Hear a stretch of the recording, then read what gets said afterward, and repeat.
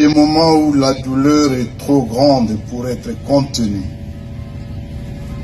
Il est des instants où même le silence pleure.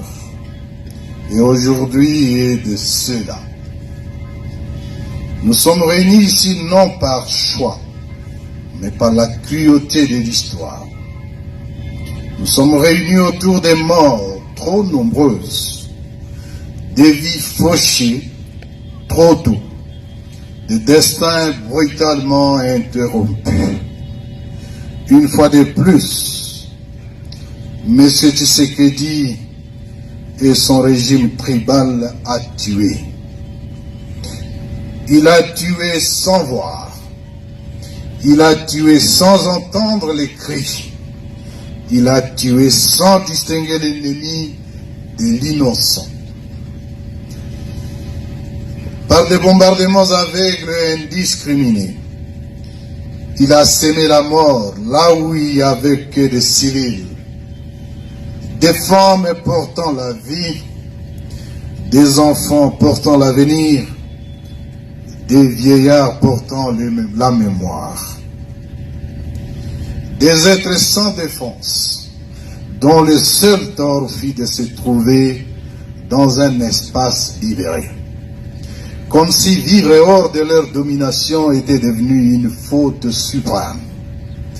Comme si aspirer à la liberté équivalait désormais à une condamnation à mort.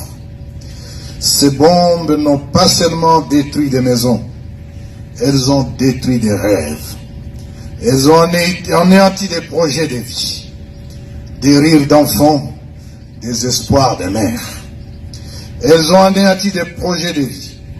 Le régime tribal et illégitime de Kinshasa a arraché à la vie les rêves de toutes ses victimes, emportés par une folie meurtrière qui ne respecte ni l'âge, ni le sexe, ni l'innocence. Aujourd'hui, ce n'est pas seulement Massissi, ce n'est pas seulement un village qui pleure, ce n'est pas seulement une communauté qui saigne. Aujourd'hui est un grand jour de deuil pour toute notre nation meurtrie. À travers ces martyrs que nous pleurons, nous nous souvenons de toutes les victimes civiles tombées ça et là, sous les bombardements, les massacres et les tueries orchestrées au fil des années. L'allocution de l'administrateur du territoire était poignante là-dessus. Pendant que nous rendons hommage aujourd'hui aux compatriotes massacrés par le régime tyrannique de Kinshasa, d'autres compatriotes sont victimes de massacres et exactions répétées dans les zones sous occupation du régime de Kinshasa et non encore libérées, notamment par les groupes EDF, Codeco ainsi que les mercenaires étrangers et des milices à Beni, à Lubero, et surtout en Ituri, par les milices Mobondo, au Maindo, au Kwang, Kwilu et à Maluku, les Kuluna, Kinshasa et les forces du progrès de l'UDPS. Elles sont nombreuses, trop nombreuses. Et chacune d'elles mérite que son nom résonne dans notre mémoire collective. Je tiens à rassurer solennellement, au nom de l'Alliance Fleuve Congo, mouvement du 23 mars, les populations des territoires libérés. L'AFCM 23 demeure pleinement engagée à assurer leur protection contre toute menace, d'où qu'elle provienne.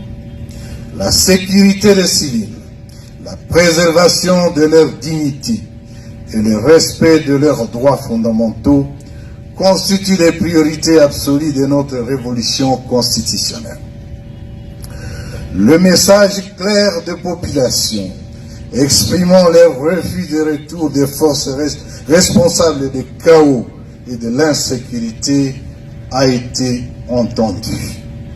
Les territoires libérés doivent demeurer des espaces de paix, d'unité, de sécurité et du vivre ensemble, sans exclusion, sans haine et sans persécution. Ne laissons personne réduire ces morts à des simples statistiques. Derrière chaque victime, il y a une histoire. Un enfant qui rêvait de devenir médecin, un autre avocat ou encore un homme d'affaires. Une mère qui se battait pour nourrir les siens. Un père qui espérait simplement voir des enfants grandir en paix. Ils n'étaient pas des combattants, ils n'étaient pas des menaces, ils étaient la vie même. Qu'on l'entende clair ici et ailleurs, la légitimité mensongère, politique, dont se prévaut le régime de Kinshasa, ne lui donne aucun droit de tuer la population. Aucune élection, aucune reconnaissance internationale, aucun slogan patriotique ne peut justifier la menace ici, le massacre des civils. Un pouvoir qui bombarde son peuple perd toute légitimité morale. Un État qui tue ses enfants se condamne devant l'histoire.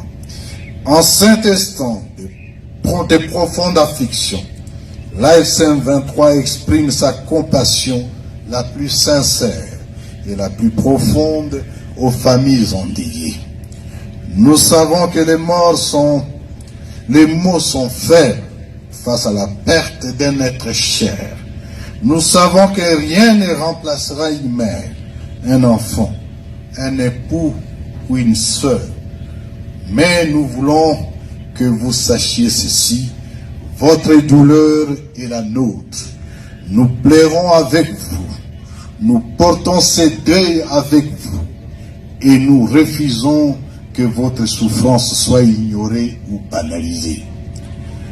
Aux veuves inconsolables, aux orphelins meurtris, aux familles brisées, nous disons, vous n'êtes pas seuls. Votre peine est inscrite dans notre conscience collective. Votre cri ne tombera pas dans l'oubli. Devant ces cercueils, devant ces âmes arrachées à la vie, nous réaffirmons solennellement notre engagement. L'AFC M23 demeure engagé à protéger la population, à préserver sa dignité, à défendre son droit fondamental à la vie et à la sécurité. Nous resterons aux côtés du peuple dans l'épreuve, non par calcul politique, mais par devoir moral et humain. La dignité humaine n'est pas négociable. La vie des civils n'est pas une variable d'ajustement. En nom d'Arpie, nous adressons ces mots. Vous êtes tombés, mais vous n'êtes pas oubliés.